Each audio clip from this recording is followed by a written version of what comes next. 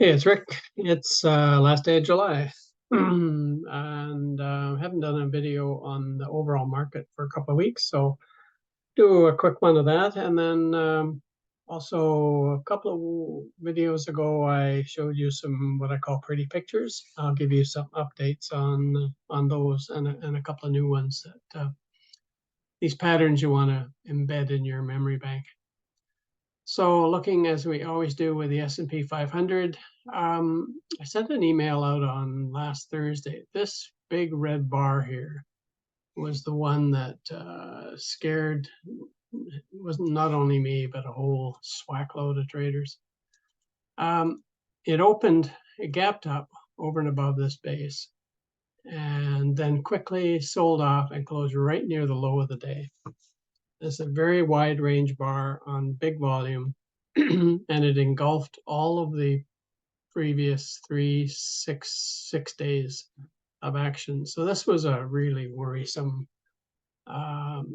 day, and myself and a lot of others were expecting this then to follow through to the downside. But in fact, it hasn't happened, at least not yet. It's stayed inside on Friday, and today had a very narrow range day and closed right near the top, right near the high. So this is still all very positive. Pardon me. Now this is a big earnings week, so I expect this is going to go, unless we get a big positive surprises. I still expect some sort of tight action for the next little while, which is what I would consider a good thing. If what I'd really like to see is we tighten up in here for another 2-3 days while we're in earnings season here. And if we do this, the moving average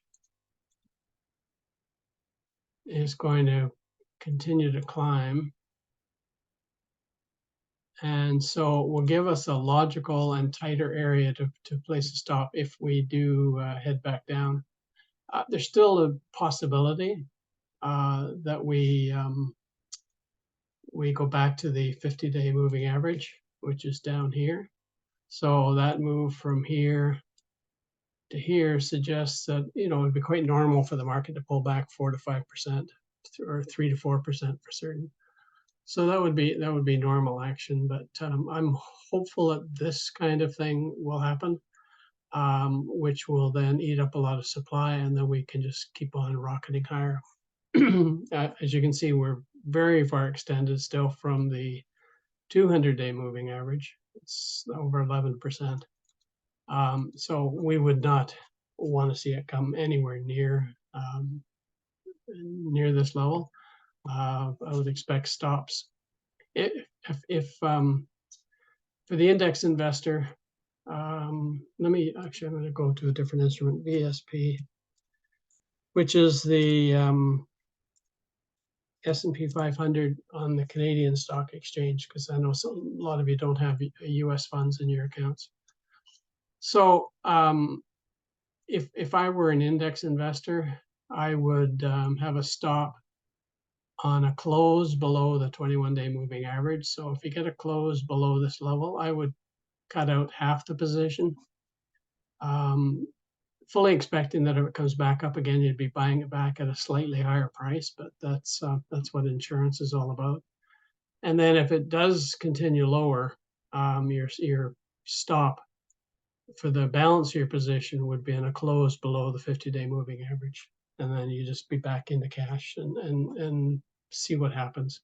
So that would be a plan that I would have for the S&P 500. The other indexes look very similar. The Qs not quite as extended anymore to the 50-day moving average. It has been climbing while the QQQs have been going sideways. So this is good. I mean, we always like to see a pullback, if you like, to the 50-day moving average. It's better to do it through time than by price. So time means if we continue out here, this 50-day moving average in another couple of weeks is going to be up here. So then we can rocket higher from there. And this is points out another thing that you should be looking for in your charts. These moving averages, the 21-day, the 50-day, and the 200-day, are all stacked in the right order, and they're all going up at about a 45-degree angle. And this is picture perfect for a bull market. This is what you want to see. And when you see a character change, when you see one of these roll over, you start getting alarm bells go off. No need to panic, but you should be concerned. But as long as things are going like this, straight up in a 45-degree angle, it's a very strong, healthy market. You can buy every pullback should be bought, and you should be fully invested. So that's that. They all look pretty much the same. I think the Dow is, if it's not, it's probably at an all-time high or getting very, very close to it. Let's just pull up the weekly chart here. Yeah, not quite. But we're not that far off an all-time high for the Dow. So that's going to get the press talking, all the talking heads. We'll be talking about that, and then we'll bring more people into the market. And who knows, that could be a signal that things roll over, but I'm always a bit of a pessimist. So a couple of weeks ago, I featured what I call pretty pictures. And I think I started off with CRM. Let's go back to this one. And if you recall, yes, so I'll just go back here.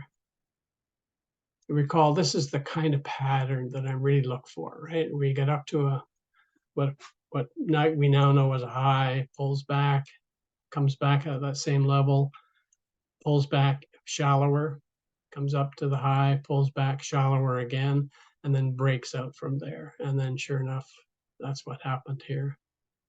So I'm still in this. I got in this one here. I did exit a third of my position up in here when it sort of went parabolic during the day. This was an earning. I don't know what precipitated that, to be honest with you. And then I got stopped out, sort of a chicken stop on another third when it took out the low of this bar here. I got stopped out of a third. So I still have a third position with a stop down here somewhere. But this is the kind of power. This is what happens in these patterns. And it really shows up better in NOA, N-O-A. Again, we had this beautiful consolidation all along here, and then look at this rip. This happens when there's just there's demand and there's just no supply. The stock went up 35% in one day. So I was in it down here. I think at 1920 was my entry. So I exited all day long in pieces. And I'm now out of this, but I'm now looking for a reasonable spot to get back into it again. But this turned out to be a very nice trade. VRTX still in, although they have earnings tomorrow morning. So I bailed out of most of it. So again, this pattern here, if you follow my cursor up to the highs, pulls back, up here, pulls back, up here, pulls back, and then breaks out.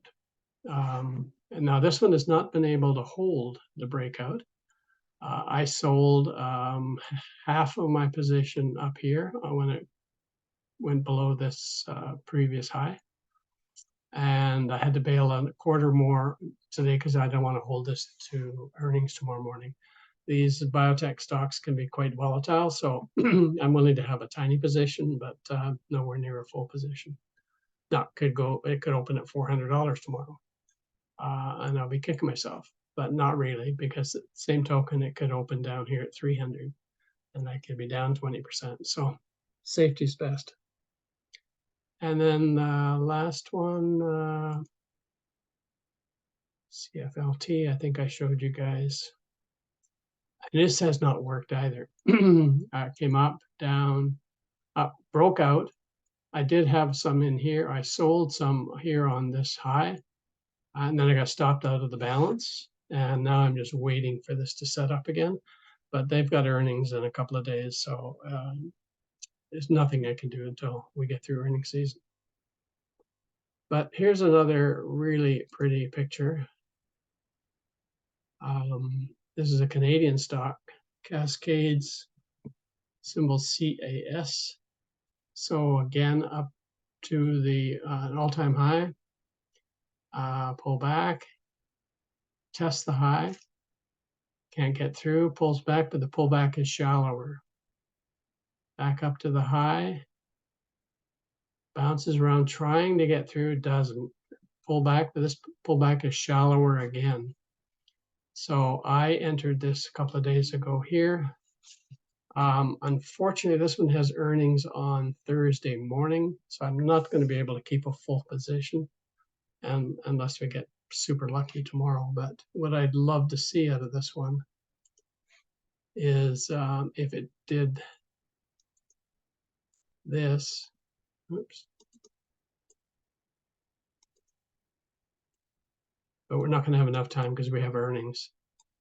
But if it did something like this, and then this pullback is even, and then takes out the $12 and whatever that number is here, 12.27 seems to be a seller up there. So takes that out, this thing is off to the races.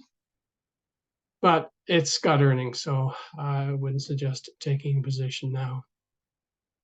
And the other one is same situation, open text. Again, this is not near as clean.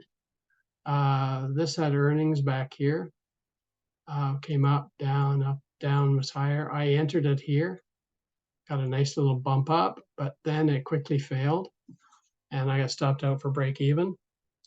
But I keep it on my radar. And then it's sort of setting up again. It's a little sloppy. And I entered this, whatever day that was, the 21st. And you can see that it just cannot get through $57 or $57.10 or so. There's obviously a big seller up there. So we'll see what happens with earnings in a couple of days. Again, I'm going to have to trim this position in half probably because I'm not willing to hold it through earnings. But again, if you use your imagination and this tomorrow does this, can't get through again, pulls back, but this pullback is shallower. And then we do this, odds are pretty good it's going to do something like that. So again, this would be the ideal picture to that I'd like to see. So that's about it. I'm up to about 50%. My trading account's 56%, no, 66% cash. And my USD account is a little better than 50% cash. So I'm just waiting through this earnings week, see what happens. I've just so many good setups. A lot of my so-called high on deck and focus list stocks have earnings in this next week. And so there's just no point in entering. So it's just sort of a sit around week. So we'll maybe have an update for you later in the week on Thursday, Friday, when we get through most of the earnings. Okay, that's it. That's all for now. See you soon.